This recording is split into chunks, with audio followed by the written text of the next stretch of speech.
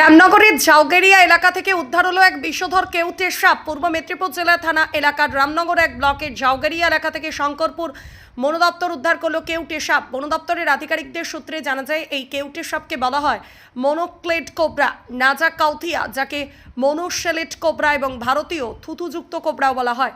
একটি বিষাক্ত কোবরা প্রজাতি বা দক্ষিণ ও দক্ষিণ পূর্ব এশিয়া জুড়ে বিস্তৃত। এটি হুডের উপর একটি স্বতন্ত্র বৃত্তাকার বা মনোকল আকৃতির চিহ্ন দ্বারা চিহ্নিত করা হয়। যদিও প্যাটার্নটি অত্যন্ত পরিবর্তনশীল, এটি বন, কৃষি জমি এবং মানুষের বসতির কাছাকাছি এলাকা সহ বিস্তৃত আবাসস্থল দখল করে। শক্তিশালী নিউরোটক্সিক বিষ এবং মানুষের বসতিগুলির ঘন ঘন কাছাকাছি থাকার কারণে এটি এর পরিসরের সাপের কামড়ের ঘটনা এবং মৃত্যুর একটি উল্লেখযোগ্য অনুপাতের জন্য দায়ী। মনোকল্ড কোবরার কিছু জনসংখ্যা উল্লেখযোগ্য নির্ভুলতার সাথে বীজ থুতু ফেলার ক্ষমতা রাখে, যদিও সমস্ত ব্যক্তি আচরণটি প্রদর্শন করে না।